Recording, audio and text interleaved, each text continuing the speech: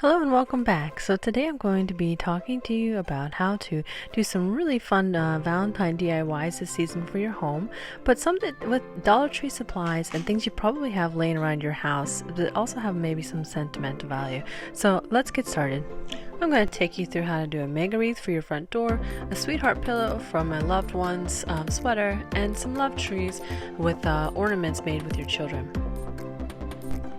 So to start, I'm going to be using these wreath forms from the Dollar Tree that are in the shape of a heart. This is the one I made last year, had this nice foam heart, and then I just used that wreath form with flowers, and I covered that up on the back with ribbon to make it look a little bit nicer.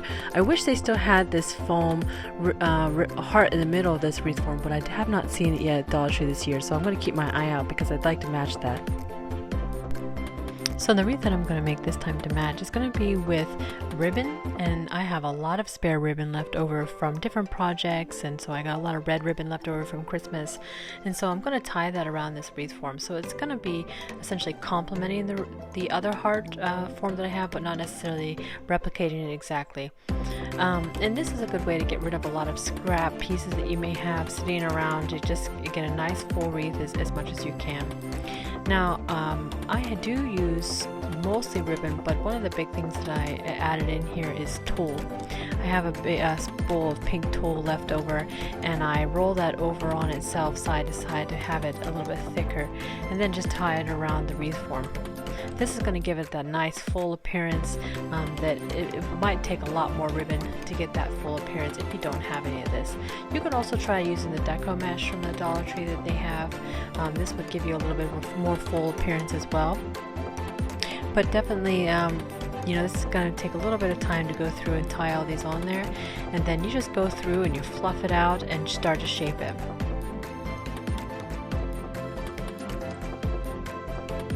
Once you have your wreath fluffed out and you have your ribbons in the position that you like, go ahead and take your scissors and start trimming the tulle and just give your wreath a little haircut. Give it a nice shape so that it looks tidy on the outside and it looks in that heart shape. This is especially important for the top where that goes down into the V portion of the heart, and so I cut that tulle a little bit tighter there so that it really accentuates that heart shape. And here's how that wreath turned out and how it looks next to the other heart wreath. Now we're going to go ahead and move on to the X's of our XO kind of theme. And I have these cross-shaped wire forms that I got from the Dollar Tree. I got them over the Christmas time. I ordered them offline, but I think they still have them online that you can order them. And they may have them in your store coming up for Easter as well. And what I did was I cut them so that they are in the shape of an X. That piece that I have on the end that I cut off, I split that into two as well because two of the ends of the X are going to be a little bit shorter, and so what I did was I laid those down on those two short ends and I lined them up using the other wreath form so that they all have equal length, and I just use a little bit of tape around them for now, and I secure those into place. And since they're going to have something over top of fabric and that's going to be glued down, it's not going to be a problem that you just use tape to hold these in place. It's just a placeholder.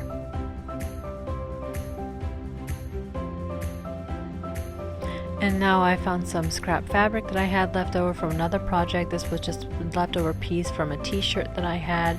I had made a memory blanket out of the other side of it and kept the leftover piece. And then another one that I had found was an old sweater that I was going to get rid of, but had this really beautiful detailing on the buttons and on the sleeves. And you'll see that I used all those pieces in this projects on this video from that sweater that I was going to give away. So it's kind of nice to be able to repurpose things and be able to use them and make something beautiful out of them. And really you just cut down the edges here in between the X's arms, and then you just glue this over, and so that it doesn't matter if it looks a little bit messy on the back. You're going to flip it over. You can tidy it up with glue and even a strip of fabric afterwards, but it's going to be glued onto a larger ribbon, so you won't be able to see the back anyways. And then I take some ribbon that I got from the Dollar Tree as well, and I just go ahead and add a little extra embellishment to these. I don't want them to be too decorated, because the wreaths have so much going on, it would be too much. So you want them to be a little bit simple so that it complements and that the overall look is a little bit more cohesive. And this was a sweater I was telling you about. It's a nice sweater, it's just it was older and it just starting to wear out, and I thought, well, the fabric's still okay, let's go ahead and try and use that, and I think it turned out really nice. Like I said, the button placket here has these diamond buttons on there, so I actually just cut that off, the whole strip, and used that as a ribbon instead, and it just turned out really nice. And I was pleased with the way I was able to use up this scrap fabric instead of throwing it away. Here I'm just taking the buttons off of the sleeves then, and I'm going to add those as well to do a similar stripe like I had done on the previous X wreath.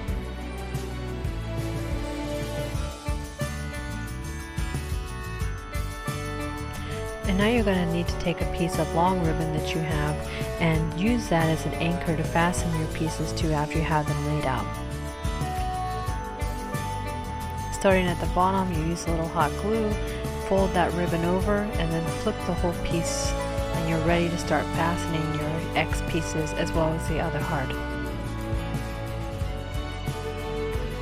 You do want to make sure that you add a lot of glue when you're doing this. You have to imagine this is going to be on your front porch, so any weather or when it's windy could cause it to be blown around. You want to have it really fast and tight.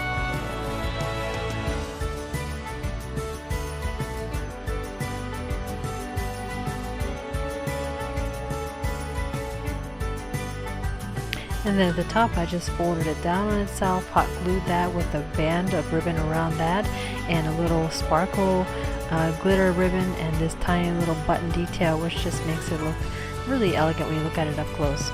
And here's what it looks like overall. It just pops so beautiful on the front door, and it's just such a nice touch for Valentine's Day. And the size of it just makes it look like it was really expensive, and really I used all products I had laying around my house and stuff from the Dollar Tree, and so I was really pleased with the way this turned out. Now for the love tree, I'm going to make a couple different types of ornaments to hang on there. The first, I'm just going to glue a couple of these wooden hearts together. These are from the Valentine's section in the Dollar Tree. I'm just gluing some ribbon to the back, and I'm putting the colors, mixing and matching the pink and the red, and putting those together with some hot glue. I also made a little garland piece that I tie around a candlestick that you'll see in a little bit on my fireplace mantle.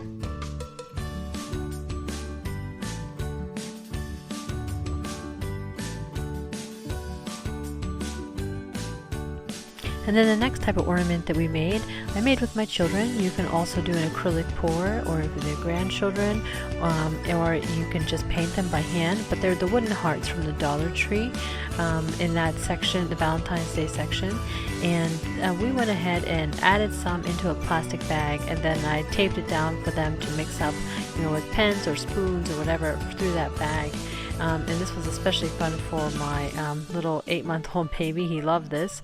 And then my toddler and I pushed these hearts then in the paint. We put one side for his colors, we turned them over, and we cut the other bag open and did the second half of the heart with his brother's colors, and so that was a fun activity.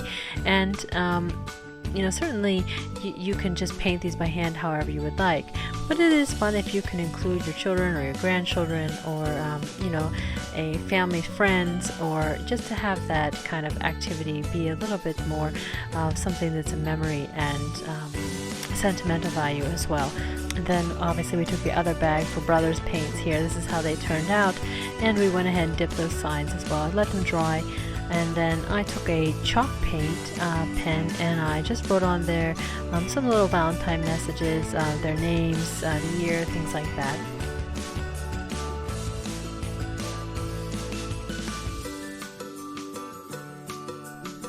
Now to make the trees, I had taken the branches that I had made for Christmas time and had them in my Christmas tree, And I took some of them and put them together with some duct tape to kind of make a large tree, and then I took a couple of separate branches to put them in separately. And I had taken some containers of, large protein container and then 2 small snack containers, and I filled them with cement, and I then added the branches into them individually. Now this branch turned out really well. The cement cured nicely, and the other 2 was a little bit more brittle, so I'm not sure. I might have messed up the ratio of water to cement, but I end up using them a little bit differently, and I'll show you that in just a minute. But then you add your ornaments, and look how cute this turned out on my fireplace. I was just really pleased with that. And then you see that other garland that I made with those hearts there. I just tied it around that candle pillar to tie in those 2 sides together, and I think that it turned out really nice. And it's something that also has sentimental value that I made with my children, so that always adds that extra good feeling for your Valentine's Day decor. Now this is the basket that I was telling you about that I was going to use, because the cement cure for the larger tree, although it's very heavy and it is solid, the bottom of the base broke a little bit, so I wanted to put it in a basket. I have this soft one from the Dollar Tree, or not Dollar Tree, from IKEA, and I was going to put it in there because that broken portion, if it was removed, would make it unstable and it would fall over. So I put it in the basket there, and I just added a little bit of glue to it. Not because I thought that the hot glue would hold that piece, back together, but just to add some structural stability to it until I got the basket up and around that and had it tied tight.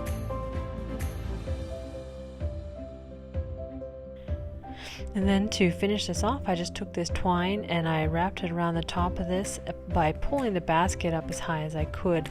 The more I wrapped that around, the tighter I could get it. And so I wrapped it around quite a few times and tied it off to finish this piece.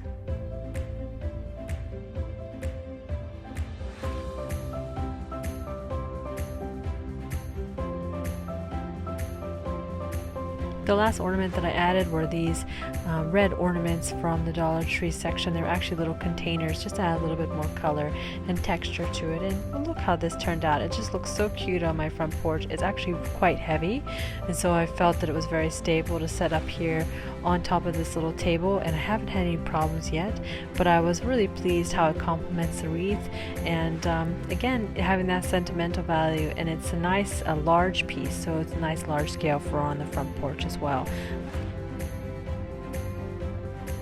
And that last one that I made, it was definitely very brittle and crumbly, so I actually ended up taking the plastic, just cutting it down and leaving the piece in there. So I just put a little bit of the base back in there, I put the whole tree branch back in, and then I took duct tape and I just duct taped it back together.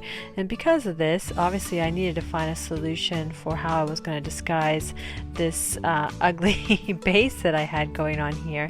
And so what I did was I took a sleeve from one of the sweater projects that you're going to see that I make the sweetheart pillow from, and I just cut that to make like a little wrap around, like I did almost like a smaller version of the basket that I did for the large tree. And I took this little wood round just to make it a little bit more stable, because I thought that if I just took the end of the sleeve and glued it together, it would be kind of bunched up at the bottom, and then when I tried to sit it up, it might fall over. And so I took this little wood round that I got from Hobby Lobby and glued the edges of the sweater to that. And then when I turned it inside out, I had a nice stable set for it to sit down on.